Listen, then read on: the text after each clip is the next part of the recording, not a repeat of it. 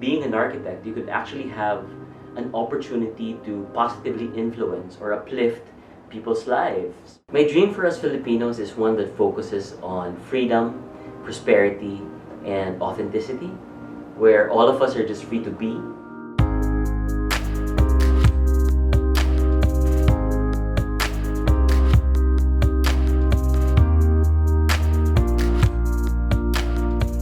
Hi, my name is Jason Buensalido. I'm an architect, and I'm the Chief Design Ambassador of Buensalido Architects. So I founded the firm in 2006. So collectively, as a practice, we've been around for 15 years.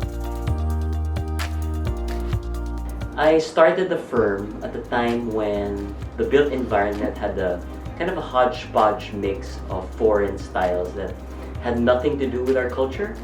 And so I thought that there was really a need for us to reassess, reassert, and even rediscover our own culture and show it, in our built environment and architecture if we wanted to compete and converse globally.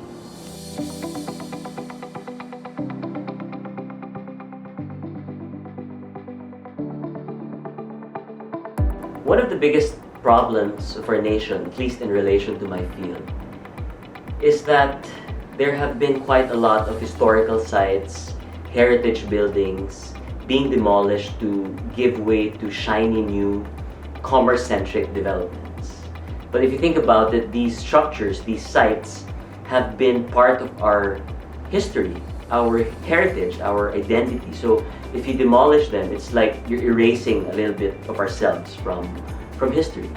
So I believe that through awareness, if we assert the importance of the reflection of our identity in architecture, because if we realize that architecture in the built environment helps shape us as a people, then perhaps we'll start demolishing these structures less and less and start protecting them more and more.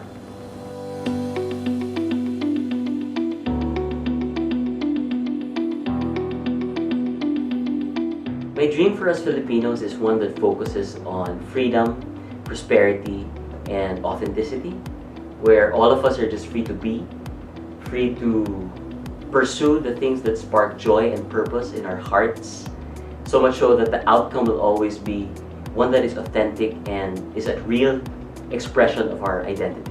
For our country, for our nation and its architecture, it's the same. A quick scan in our cities, our barangays, our towns would lead one to think that there's no such thing as Philippine architecture, because what you see out there is typically either a literal translation of the old vernacular models like the Bahay Kubo or Bahay na Bato, which are sometimes not anymore appropriate to the contemporary lifestyle, because of course you have a whole gamut of things to consider. Times are changing. However, I do not believe in strictly defining what Philippine architecture is, because to define is to limit, and if you do that, you kind of prevent the meaning of Philippine architecture to evolve into something else, to blossom into something much more, right? And I really believe that it should be a continuously evolving thing, expression, that it should even allow itself to be influenced on a constant basis by the different kind of components of contemporary life. So as long as it responds to and reflects the specific context of the Filipino and the Philippines, like climate, geography, technology, politics, and even the dreams, hopes, aspirations of the Filipino in the Philippines, then that is Philippine architecture. Being an archipelago, though, these conditions would differ from place to place, community to community, island to island. So one must exercise critical thinking and take the time to really dive deep into understanding the cultural specificities of each of these places before one must propose any kind of design solution.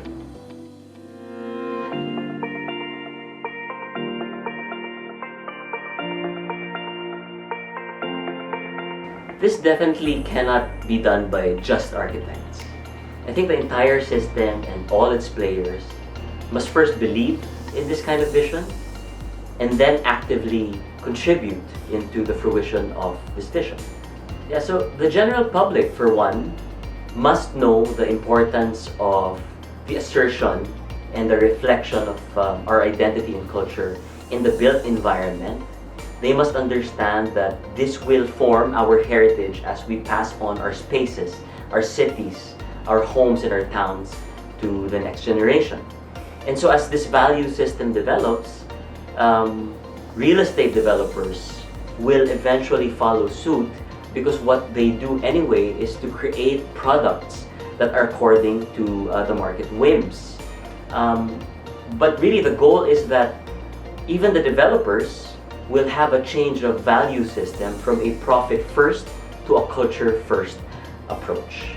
And of course, lastly, needless to say, the government has to support and believe in this kind of vision as well. I mean, talking about the policymakers, the lawmakers, they must assert the importance of the integration of culture in all kinds of projects, whether it's a private project, since they give approvals to private projects anyway, or a government project. So, as small as a barangay hall, a police station, or even as large as a skyway or a highway or a road system.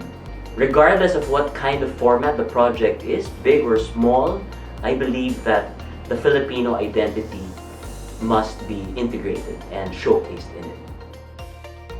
More than drawing a future for a new PH, let's build our future by taking control of it. All of us can cause little ripples of positive change in our own spheres of influence, and the dream is that all of these ripples would converge towards a complete overhaul of our nation. In this light, let's vote for a future leader who will cause ripples of positive change for us.